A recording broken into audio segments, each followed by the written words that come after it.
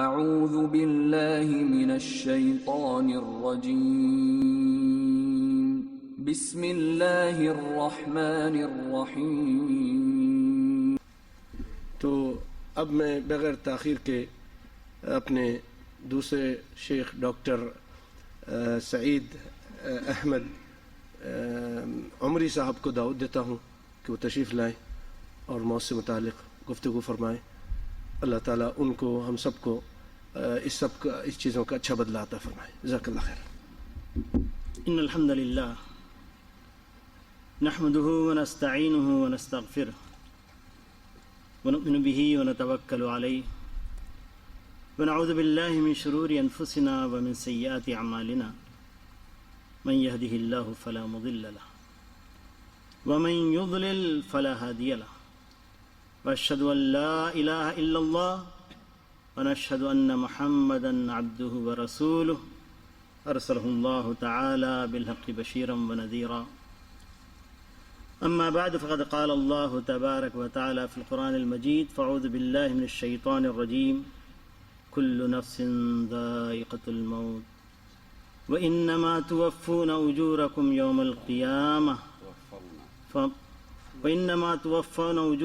يوم القيامة فمن زحزح عن النار وأدخل الجنة فقد فاز وما الحياة الدنيا إلا متاع الغرور۔ وقال في موضع آخر واتقوا يوما ترجعون فيه إلى الله ثم توفى كل نفس ما كسبت وهم لا يظلمون۔ محترم علماء کرام، میرے اسلامی بھائیوں،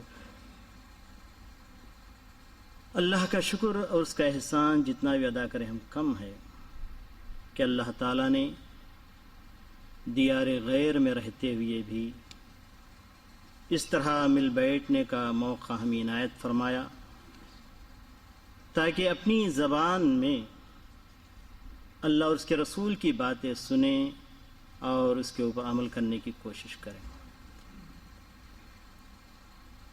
محترم دوستوں اور بھائیوں، موت ایک ناقابل انکار حقیقت ہے۔ موت سے کس کو رستگاری ہے، آج وہ کل ہماری باری۔ ہم نے اپنے ان کندھوں پر کتنے جنازے نہیں اٹھائے، ہنستے کھیلتے بچے، ہٹے کٹے نوجوان، جب موت کا نخارہ بجتا ہے ہاتھ اور پیر ملتے ہوئے موت کا مطابقت کرتے ہوئے موت کا پیچھا کرتے ہوئے چلے جاتے ہیں۔ لوگ دار فانی سے نکال کر اس شہر خاموشہ میں چھوڑ کر آتے ہیں جس کو ہم قبرستان کہتے ہیں۔ میرے عزیز دوستوں اور بھائیوں، آج فکر آخرت لے کر ہم یہاں پر جمع ہوئے ہیں، موت اور آخرت کی یاد کو تازہ کرنے کے لیے جمع ہوئے ہیں، اور حقیقت میں موت، اللہ اکبر، ایک ایسی چیز ہے دنیاوی لذتوں کو ختم کر دیتی ہے، اور آخرت کی کامیابی کے لیے پیارے نبی صلی اللہ علیہ وسلم نے موت کو کثرت سے یاد کرنے کے لیے کہا۔ اکثروا ذکر حازم اللذات۔ صحابہ نے پوچھا یا رسول اللہ، آپ نے تو ہمیں حکم دیا ہے کہ لذتوں کو ختم کرنے والی چیز کو یاد کرو، آخر وہ کیا چیز ہے؟ تو فرمایا نبی کریم صلی اللہ علیہ وسلم نے موت۔ محترم ساتھیوں، آج کا موضوع جیسا کہ آپ کو بتایا گیا، موت اور آخرت اور ان دونوں کی یاد۔ ایسے موقع پر میں آپ حضرات کو موضوع کی وضاحت کرتے ہوئے میں آگے بڑھنا چاہتا ہوں۔ پہلی بات، موت اور آخرت، اس کی حقیقت کیا ہے؟ اہل سنت والجماعت کا عقیدہ کیا ہے؟ قرآن حدیث کی روشنی میں وہ کیا چیز ہے، پہلے ہمیں معلوم۔ اس پہلو پر کچھ روشنی ڈالنے کی کوشش کروں گا۔ اور دوسری جانب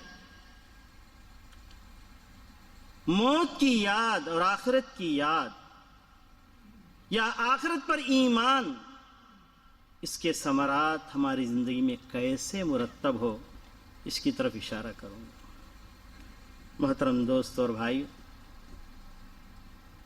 ابھی خطبہ مسلمہ کے بعد میں نے 2 آیتیں آپ حضرات کے سامنے تلاوت کی ہے، انہی کے ترجمے کے ساتھ میں اب اپنی بات کا آغاز کرتا ہوں۔ پہلی آیت، کل نفس ذائقۃ الموت وانما توفون اجورکم یوم القیامہ فمن زحزح عن النار وادخل الجنہ فقد فاز وما الحیاۃ الدنیا الا متاع الغرور۔ ہر نفس موت کا مزہ چکھنے والی ہے اور تمہیں پورا پورا اجر دیا جائے گا قیامت کے دن۔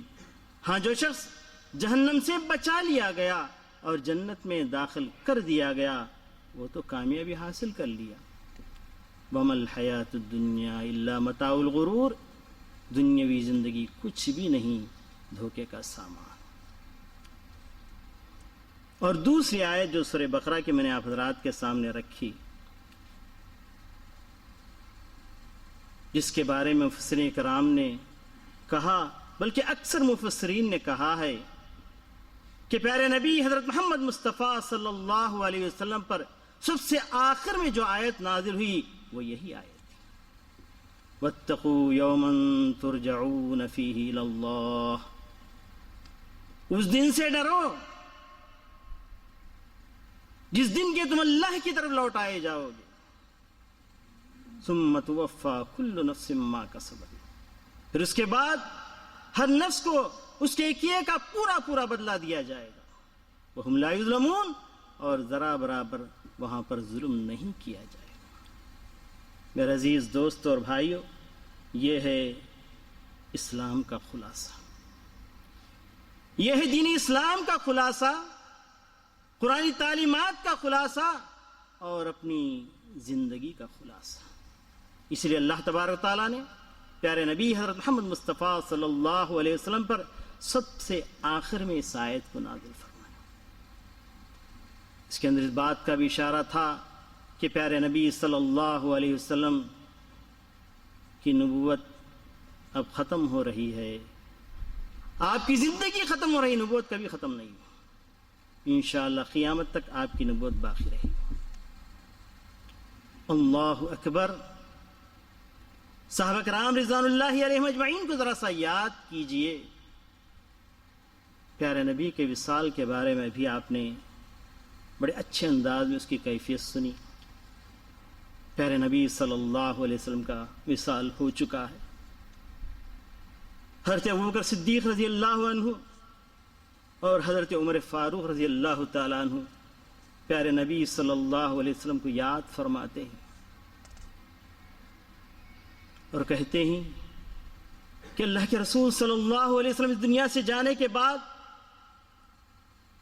ہمارے حالات بدل گئے، ہم دنیاوی زندگی میں مصروف ہو گئے، آخرت کی یاد ہم سے جاتی رہی، چلو چلو کچھ انتظام کرو تاکہ آخرت کی یاد کو تازہ کرے۔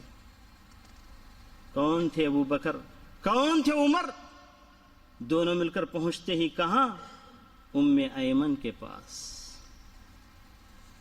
ام ایمن پیارے نبی صلی اللہ علیہ وسلم کی خاندان کی ایک لونڈی تھی، بوڑھی ہو چکی تھی، اور یہ کہتے ہیں کہ اللہ کے رسول صلی اللہ علیہ وسلم آخرت کی یاد کو تازہ کرنے کے لیے ام ایمن کے پاس جاتے تھے۔ چلے چلے ہم بھی ام ایمن کے پاس جائیں۔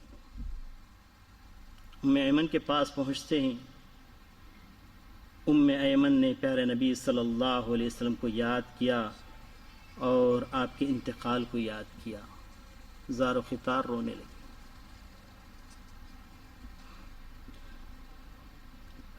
رونے کو سن کر، رونے کو دیکھ کر ابو بکر اور حضرت عمر فاروق رضی اللہ تعالیٰ عنہ رونے لگے اور پوچھنے لگے، اے ام ایمن، تم کیا سوچ رہی ہو کہ اللہ کے رسول صلی اللہ علیہ وسلم کا وہ مقام جو اللہ تبارک و تعالیٰ کے پاس، آپ کو معلوم نہیں؟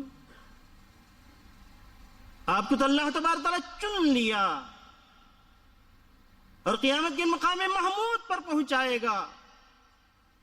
وسیلہ نامی مقام اللہ تبارک تعالیٰ اللہ کے رسول کو عطا کرے گا. آخر روتی کیوں؟ کہا کہ میں اس بات پر نہیں رو رہی ہوں کہ پیارے نبی صلی اللہ علیہ وسلم کا وصال ہو چکا ہے، میں اس بات پر رو رہی ہوں کہ جب سے پیارے نبی صلی اللہ علیہ وسلم وصال فرما گئے اس وقت سے ہمارا آسمان سے تعلق ٹوٹ گیا، وحی الہی رک گئی، ہمارے حالات بدل گئے. فہیجتہما، آپ کے رونے نے حضرت ابوبکر حضرت عمر رضی اللہ تعالیٰ عنہ کو ہیجان میں لایا اور آپ دونوں بھی زار و خطار رونے لگے. میرے عزیز دوستوں اور بھائیوں، موت ایک حقیقت ہے، اس کا انکار کوئی کر نہیں سکتا، لیکن ہمیں موت اور ما بعد الموت کے حالات پر ایمان لانے کے لیے کہا گیا ہے اور ایمان کا ایک رکن قرار دیا گیا ہے. لوگ کہنے والے کہتے ہیں کہ موت کے بعد، موت کو تو ہم مانتے ہیں. ارے آپ کیا مانتے؟ ایک ملحد و کافر بھی مانتا ہے. دنیا میں ہر آنے والے کو جانا ہے، اس بات کا یقین ہر شخص رکھتا ہے، لیکن یہاں تک بات پوری نہیں ہوئی. ایمان بالآخرت کا مطلب یہ کہ ویسے ہی ایمان رکھے آخرت پر جیسے صحابہ کرام رضوان اللہ علیہم اجمعین نے ایمان رکھا ہے. فَإِنْ آمَنُوا بِمِثْلِ مَا آمَنْتُمْ بِهِ فَقَدْ اهْتَدَوْا. صحابہ کرام رضوان اللہ علیہم اجمعین جیسے ایمان رکھتے تھے ویسا ایمان رکھیں گے تو ہم کامیاب ہو گئے اور ہدایت پا گئے. ان کا ایمان کیا تھا؟ قبر، جب انسان کی عمر ختم ہوتی ہے، موت واقع ہوتی ہے، اذا مات الانسان فقط قامت قیامت، اس کی قیامت قائم ہوگی. قبر کے اندر عذاب بھی ہے، نعیم بھی ہے، اور یہ عذاب و نعیم جیسے اس کے روح پر ہوتا ہے ویسے اس کے جسم پر بھی ہوتا ہے.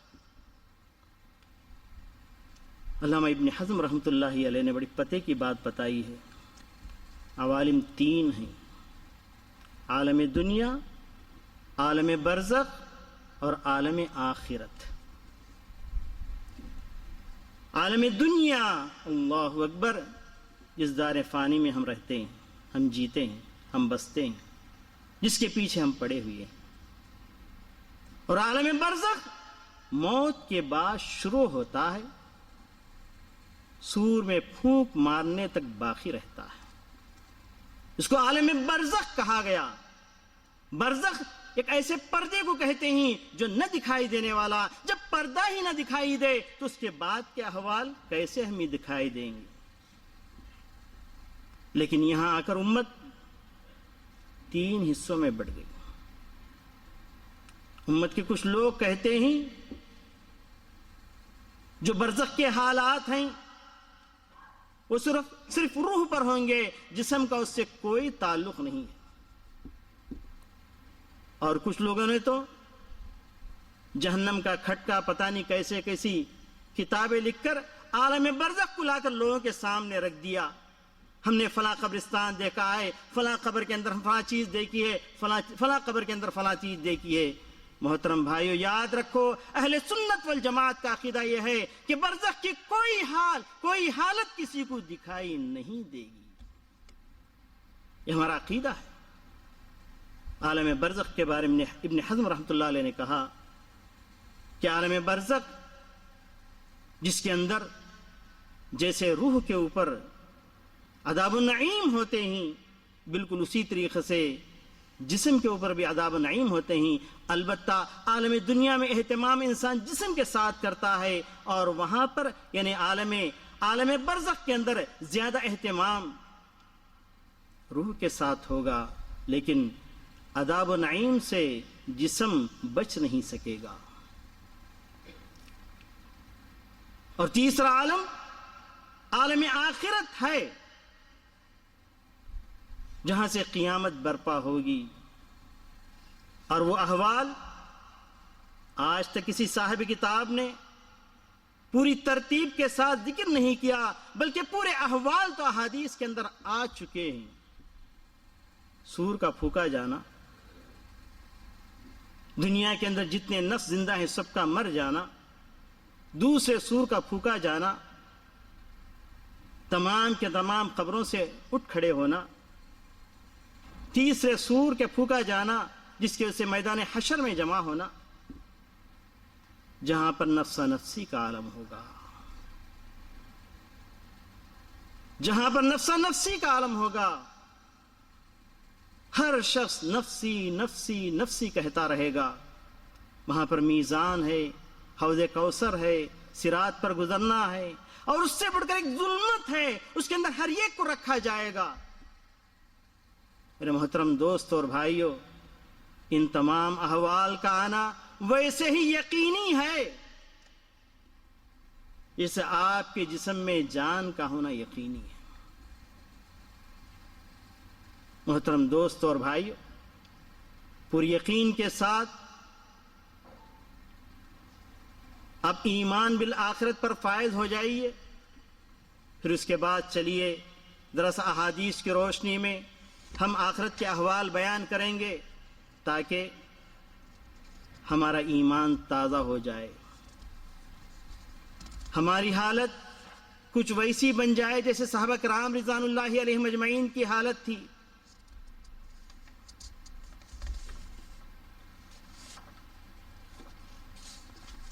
ایک حدیث آپ کے سامنے پیش کرنا چاہتا ہوں جو کہ برائے ابن عازب رضی اللہ تعالیٰ عنہ کی حدیث ہے۔ فرمایا، ایک مرتبہ پیارے نبی صلی اللہ علیہ وسلم کے ساتھ ہم ایک جنازے میں نکلے۔ جنازہ قبرستان میں رکھا گیا، دیکھا گیا کہ ابھی لحد تیار نہیں ہوئی ہے، قبر کھودی جا رہی ہے۔ پیارے نبی صلی اللہ علیہ وسلم صحابہ کرام رضوان اللہ علیہ مجمعین کو دیکھ رہے ہیں۔ آپ کی ایک نظر اوپر اٹھ رہی ہے، دوسری نظر زمین کی طرف جا رہی ہے، پھر اس کے بعد صحابہ کرام رضوان اللہ علیہ مجمعین سے فرماتے ہیں،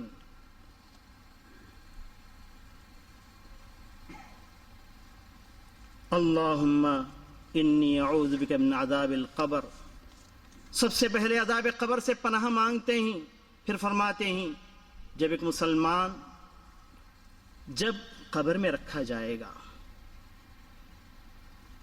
دنیا سے پیٹھ پھیرتا ہوا ہوگا اور آخرت کی طرف قدم بڑھاتا ہوا ہوگا، ایسی حالت میں اللہ تبارک و تعالی ملک الموت کو بھیجے گا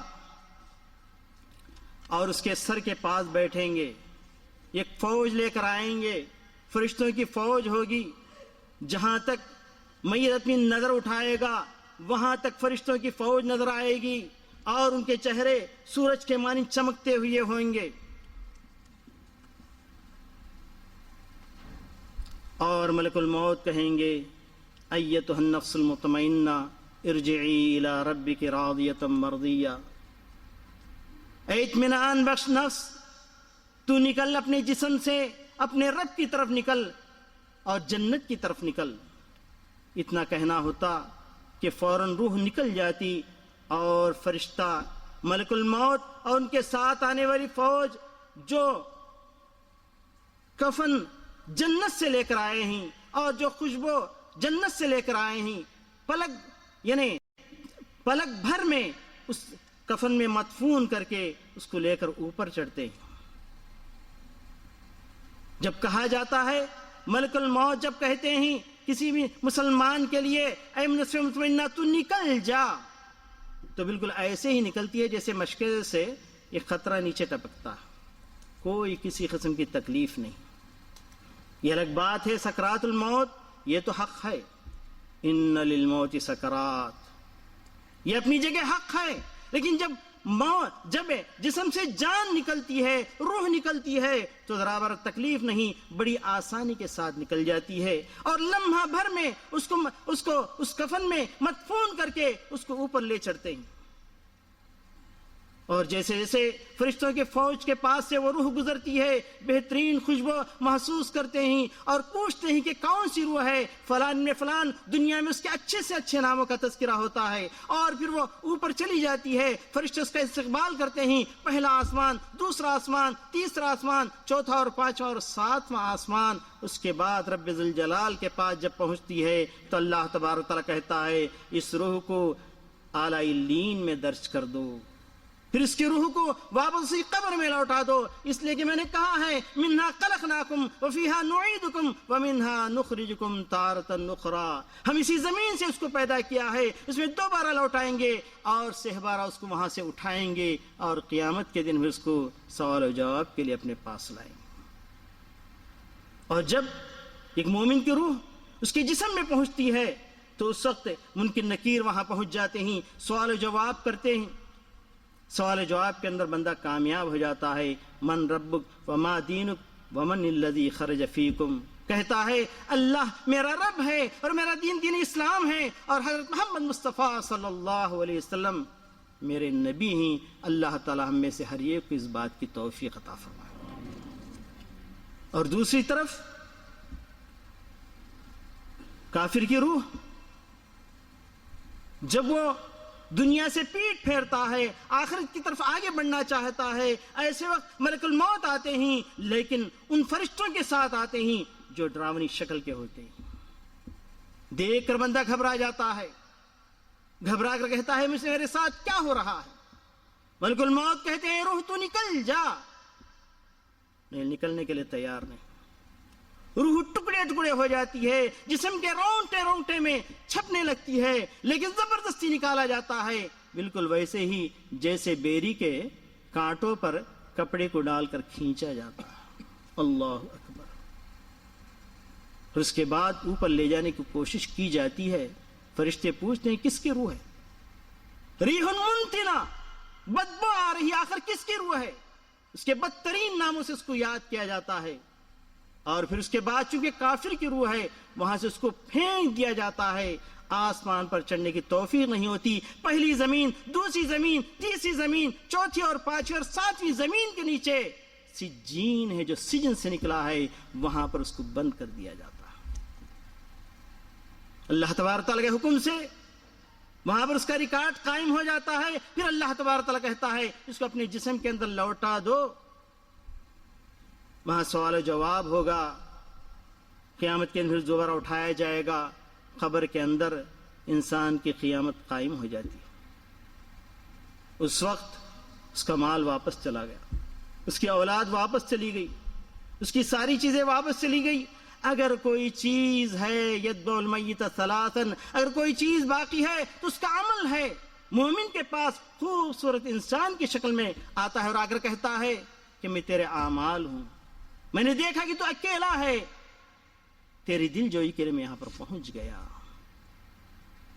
دوستو اور بھائیو، یہی اعمال کل ہمیں کام آئیں گے، دنیا سے کچھ لے جانا نہیں۔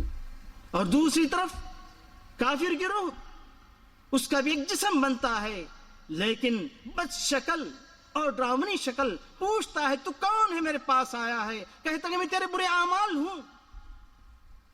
جہنم سے اس کے لیے عذابات کا سلسلہ شروع ہو جاتا ہے، اور مومن بندے کے لیے جنت سے نعیم نعمتوں کا سلسلہ شروع ہو جاتا ہے۔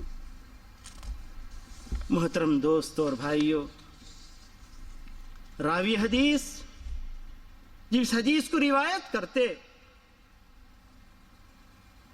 جو سعید ابن اسماعیل، اور کہا کرتے تھے اپنی مجلس میں یا غیر مجلس میں، عفو کا ثم یقول عفو کا یا عفو فی المحیا عفو کا، اے پروردگار عالم یہ تو وقت آنے والا ہے، تیری معافی ہے دنیاوی زندگی میں، وفی القبور عفو، قبر میں جب ہمیں دفن کیا جائے گا تو تیری معافی کی مجھے ضرورت ہے،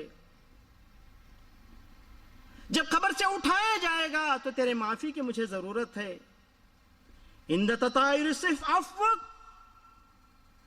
جب پرچیاں بٹیں گی، اعمال نامے بٹیں گے تو تیرے معافی کی مجھے ضرورت ہے۔ وفی القیامت عفوک، جب قیامت میں اٹھایا جائے گا تو اے پروردگار عالم تیرے معافی کی مجھے ضرورت ہے، اور جب حساب و کتاب شروع ہوگا تیرے معافی کی مجھے ضرورت ہے، اور جب صراط پر چلنے کا موقع آئے گا تو تیرے معافی کی مجھے ضرورت ہے، جب میزان قائم ہوگا اے پروردگار عالم تیرے معافی کی مجھے ضرورت ہے۔ یا عفو عفو، اے معاف کرنے والے مجھے معاف کر دے۔ میرے عزیز دوست اور بھائیو، یہ وہ کیفیت ہے، اللہ اکبر، دل دہل جاتے ہیں۔ ایک مرتبہ کا موقع تھا، کہیں سے فون آ رہا ہے، یہاں ایک خاتون کا انتقال ہو چکا ہے، گاؤں میں وہ ایک اکیلی مسلمان تھی، نہ یہاں کوئی جنازہ ہے، نہ کوئی مسجد ہے، نہ کوئی قبرستان ہے، نہ کوئی امام ہے، نہ کوئی کفن دینے والا ہے، نہ دفن کرنے والا ہے۔ ہم کیا کریں؟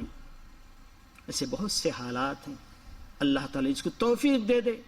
اکیلی عورت پورے قریے میں، اللہ اکبر، اور ان کی امانت داری تھی کہ انہوں نے فون کر کے بتایا مجھے یہاں پر اس بوڑھیا کا انتقال ہو چکا ہے۔ میں نے کہا کہ لے آؤ شہر لایا گیا، اس کے ساتھ اس کے گاؤں کا ایک بھی مسلمان نہیں تھا، 25 آدمی غیر مسلم ہندو ہرانے کے، سب اس کے رشتہ دار ہیں، کوئی بیٹا ہے، کوئی بھائی ہے، کوئی فلاں ہے، کوئی فلاں ہے۔ ایک لاری پر میت رکھا اور چلے آئے، اور ان کو میں نے اسی مسجد کے اندر روک لیا، میت کو غسل دیا گیا، کفن پہنایا گیا، جنازہ لایا گیا، جنازے کی نماز پڑھی گئی، پھر جنازہ اٹھایا گیا، قبرستان لے جایا گیا، قبرستان میں رکھا گیا۔ اللہ اکبر، مجھے یہ حدیث یاد آ گئی۔ ابھی قبر کھودی جا رہی تھی، مجھے برائے ابن عازب والی حدیث یاد آ گئی۔ میں نے پوچھا، تم نے تو جسم کو نہلایا دھلایا، کفن پہنایا، دفنانے کے لیے پہنچ گئے ہو، وہ آتما، وہ جو روح تھی وہ کہاں گئی؟ بیچارے ہندو تھے، کچھ بول نہیں پائے۔ کہا کہ آتما کا سفر سنو، روح کا سفر سنو۔ جب نے برائے ابن عازب والی حدیث ان کے سامنے رکھی، ان کے دل دہل گئے، خوف سے لرزا گئے، اور میں نے انہیں پوچھا کہ تمہیں جنت جانا ہے کہ جہنم؟ علیین میں آپ کو اللہ تبارک تعالیٰ کے پاس اعزاز پانا ہے کہ سجن کے اندر بند ہونا ہے؟ کہا کہ ہماری روح کے لیے ہمیں جنت چاہیے، ہمیں علیین چاہیے، ہمیں سجین کی ضرورت نہیں، ہم سجین میں جانا نہیں چاہتے، جہنم میں جلنا نہیں چاہتے۔ تو پھر کلمہ طیب لا الہ الا اللہ محمد رسول اللہ پڑھو، مسلمان ہو جاؤ۔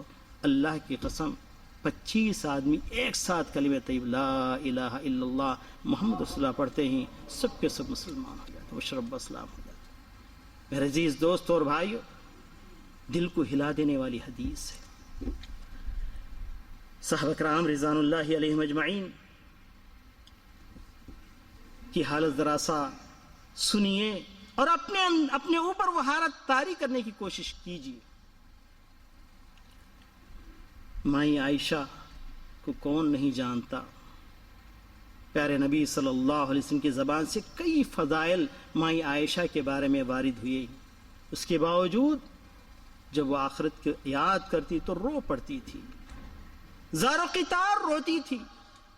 ایک مرتبہ مائی عائشہ رو رہی تھی، پیارے نبی صلی اللہ علیہ وسلم قریب پہنچے، پوچھا عائشہ کیوں رو رہی ہو؟ کہا کہ میں نے آخرت کو یاد کیا ہے اللہ کے رسول، اس کی وجہ سے مجھے رونا آ گیا ہے۔ هل يذكر الحبیب حبیبہ؟ میں عائشہ نے پوچھا کیا کوئی چاہنے والا اپنے چاہنے والے کو یاد کرے گا؟ شاید مائی عائشہ یہ پوچھنا چاہتی تھی کہ پیارے رسول صلی اللہ علیہ وسلم کیا قیامت کے دن آپ مجھے کام آئیں گے، میرے کام آئیں گے؟ آج جو کہا جاتا ہے کہ فلاں کا دامن پکڑ لیں گے اور وہ ہمیں پار لگا دیں گے۔ دوست اور صحابہ کرام رضوان اللہ علیہم اجمعین کی کیفیت دیکھیے، مائی عائشہ کی کیفیت دیکھیے۔ پیارے نبی صلی اللہ علیہ وسلم کا جواب سنیے، اے عائشہ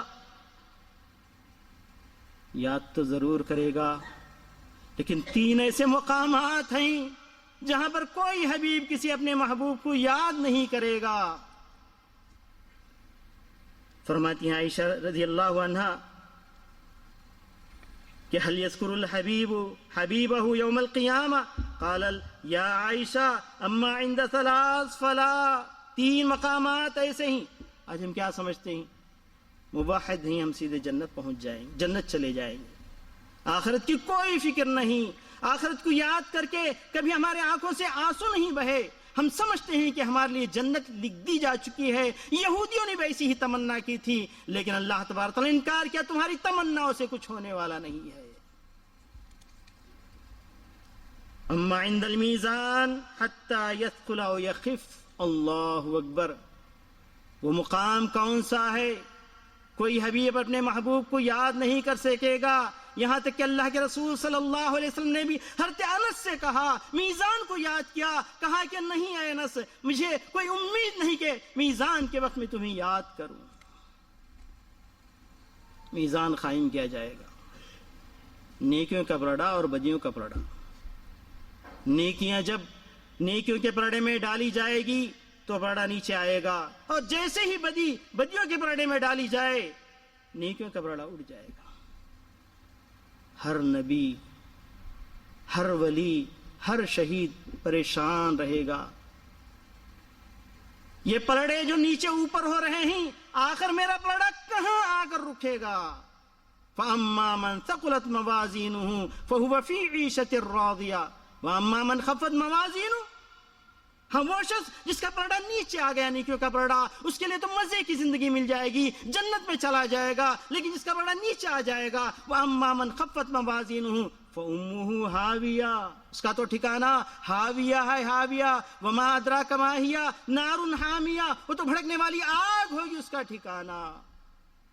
اس وقت ہر انسان نفسی نفسی نفسی کہتا رہے گا۔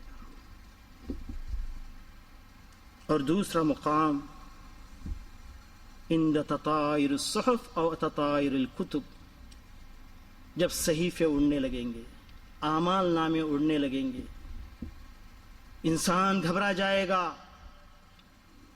اب یہ اڑے ہوئے صحیفے اب ہاتھوں میں آنے والے ہیں، میرے دائیں ہاتھ میں آئے گا کہ میرے بائیں ہاتھ میں آئے گا؟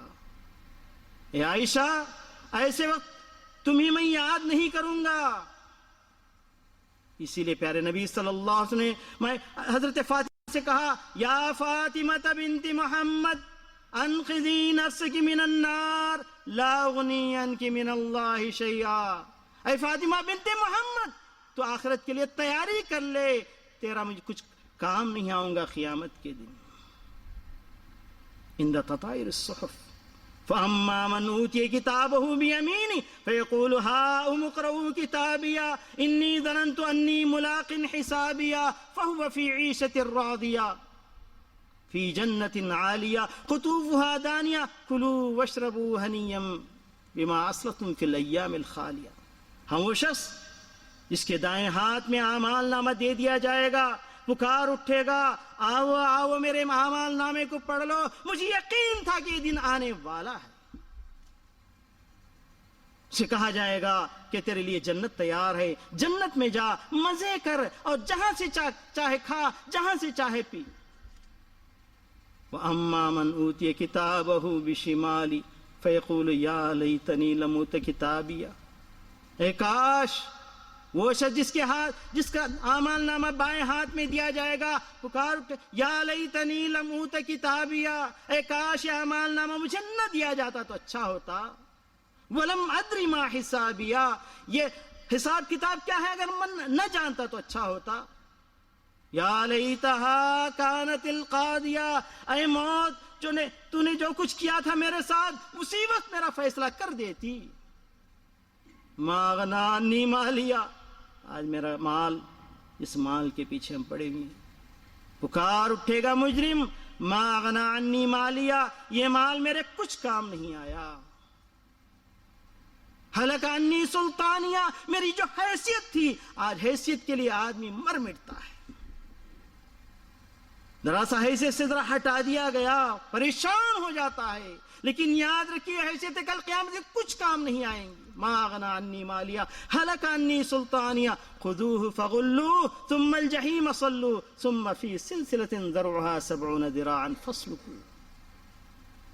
حکم ہوگا اے فرشتے اس کو پکڑ لو، زنجیروں میں جکڑ دو، جس کی لمبائی 70 ہاتھ ہے، پھر اس کو جہنم میں پھینک دو. وہاں کوئی ساتھی کسی ساتھی کا کام نہیں آئے گا. اللہ اکبر. تیسرا مقام ذرا سا یاد کیجئے. پیارے نبی صلی اللہ علیہ وسلم نے ارشاد فرمایا حین یخرج عنق من النار، اللہ اکبر، جہنم کا گردن نکلے گا. پتہ نہیں کیا زبانیاں ہوں گے، جہنم کے فرشتے ہوں گے، کیا ہوں گے اللہ جانتا ہے. اور ان کے حک ہوں گے، جیسے حک ہوتے ہیں ویسے ہوں گے. صراط قائم کیا جائے گا، جہنم کے پیٹھ کے اوپر صراط قائم کیا جائے گا، جس کو ہم پل صراط کہتے ہیں. وَإِن مِّنكُمْ إِلَّا وَارِدُهَا كَانَ عَلَى رَبِّكَ حَتْمًا مَقْضِيًّا. تم میں کہ ہر ایک اس کے اوپر گزرنا ہی ہے، ہر ایک اس کے اوپر سے گزرنا ہی. جب صراط رکھا جائے گا، جہنم دونوں طرف سے آ جائے گی اور لپیٹ میں لے لے گی. فرشتے کہہ اٹھیں گے یا رب سلم یا رب سلم یا رب سلم. اللہ اکبر. فیرمی بہم فی غمرات ولجہنم جسر ادق من الشعر واحد من السیف. اور یہ پل بال سے زیادہ باریک، تلوار سے بھی زیادہ تیز ہوگا. کلالیب حک ہوں گے، حک اس زبانیہ کے لیے حک ہوں گے. یاخذون من شاء. اللہ اکبر. یہ کلالیب جس کو چاہیں صراط پر کھینچیں گے اور جہنم میں پھینک دیں گے. ہاں، اللہ تعالیٰ اس ایمان کے بدلے میں جو آخرت پر ہمارا ایمان یقین کامل تک بن چکا ہے، اس ایمان کے بدلے میں کوئی شخص کا طرف پلک جھپکنے کے مطابق گزر جائے گا اور جنت پہنچ جائے گا. اور کوئی شخص یعنی بجلی کے مانند دوڑے گا اور پہنچ جائے گا. کوئی شخص تیز ہوا کے مانند جائے گا اور جنت میں پہنچ جائے گا. اور کوئی شخص تیز گھوڑے کے مانند دوڑے گا، جنت میں پہنچ جائے گا. اور اسی طریقے سے بہت سی سواریاں. اور والملائکۃ یقولون رب سلم رب سلم. اور فرشتے پکار اٹھیں گے اے پروردگار بچا لے بچا لے بچا لے. فناج مسلم ومقدوش مسلم ومکور فی النار علی وجہ. گزرنے والے گزر جائیں گے، کٹتے مرتے پڑتے بھی کوئی بچ جائے گا، اور بہت سے لوگ تو کٹ کر جہنم میں گر جائیں گے. اللہ اکبر. ایسے میں دو چیزیں ہوں گی، خوشخبری ہے ان کے لیے. ان دو چیزوں کا خیال کرتے ہیں. ایک طرف سے صلہ رحمی ہوگی اور دوسری طرف سے امانت داری ہوگی. دونوں آ جائیں گے. کسی کو اگر بچانا چاہے تو یہ دونوں ہی کل صراط کے اوپر بچا لیں گے. کسی نے صلہ رحمی کا خیال کیا ہے، رشتہ داری کو باقی رکھا ہے، رشتہ داری آ کر صراط پر بچا لے گی. اور اسی طریقے سے امانت داریوں کا خیال رکھا ہے، امانت داری بھی آ کر صراط پر بچا لے گی. اللہ اکبر. یہ وہ حالات تھے جن کو یاد کر کے صحابہ کرام رضوان اللہ علیہم اجمعین زار و خطار رویا کرتے تھے. حضرت عبد الرحمن بن عوف کے بارے میں آتا ہے کہ انہوں نے جب اللہ اکبر مصعب بن عمیر کا جنازہ دیکھا، مصعب بن عمیر کو جب کبھی یاد کرتے پکار اٹھتے تھے اے مصعب بن عمیر تم ہم سے بہتر تھے، لیکن جب تمہارا انتقال ہوا، شہادت ملی، تو تمہارے پاس کفن کے لیے کپڑا بھی میسر نہیں تھا. جب سر ڈھانکا جاتا تھا تو پیر کھل جاتے تھے، پیر ڈھانکا جاتا تھا تو سر کھل جاتا تھا. آخر کار پیارے نبی صلی اللہ علیہ وسلم نے پیر پر گھاس، اس قسم کی گھاس ڈالنے کے لیے کہا اور سر ڈھانک دیا گیا. لیکن اے مصعب بن عمیر تم تو جنت پہنچ گئے، شہادت پا گئے، لیکن ہمارا کیا ہوگا؟ ہماری حالت دیکھنے کے بعد. یہ کون عبد الرحمن بن عوف تھے جن کو پیارے نبی صلی اللہ علیہ وسلم نے جنت کی بشارت دی تھی. آج ہمارے لیے کون سی گارنٹی ہے مطمئن بیٹھے ہوئے؟ اس آیت کو یاد کرتے تھے، اذهبتم طیباتکم فی الحیات الدنیا، مسلم عمیر ہمارے سے بہتر ہیں، وہ چلے گئے، ان کے جانے کے بعد بہت سے طیبات ہم نے دیکھے ہیں، بہت سی دنیا کے ناز و نخرے ہم دیکھے ہیں، بہت سی اچھی چیزیں دیکھی ہیں۔ ایسے لگتا ہے کہ کل قیامت کے اللہ تعالی ہمیں نہ کہہ دے کہ جو کچھ اچھائیاں تھی دنیا میں تمہیں مل گئی، آج تمہارے لیے کچھ بھی نہیں ہے۔ زار و خطار رویا کرتے۔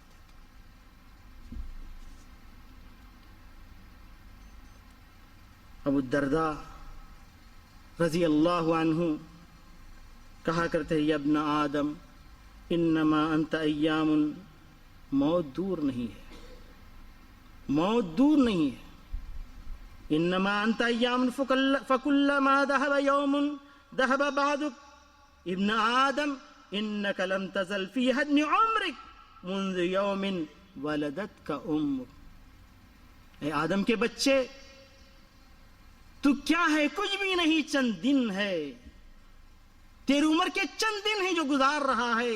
جب کبھی ایک دن گزرتا جاتا ہے تیری عمر گھٹتے جا رہی ہے، تیرا باس ختم ہو گیا، تیرا جسم تیری روح کچھ بھی نہیں، صرف چند ایام ہیں، ایک دن گزرا تیرا باس ختم ہو گیا، اور تو جب سے پیدا ہوا ہے، ماں کے پیٹ سے جنم لیا ہے، اس وقت سے برابر اپنے عمر کو منہدم کرتا جا رہا ہے، اور ایک وقت آئے گا تو اس دنیا سے چلا جائے گا۔ آج ہم نے کئی لوگوں کے جنازے اٹھائے ہیں، کل ہمارا جنازہ اٹھایا جائے گا۔ اسی لیے پیارے نبی صلی اللہ علیہ وسلم پریشان رہتے تھے، آخرت کو یاد کرتے۔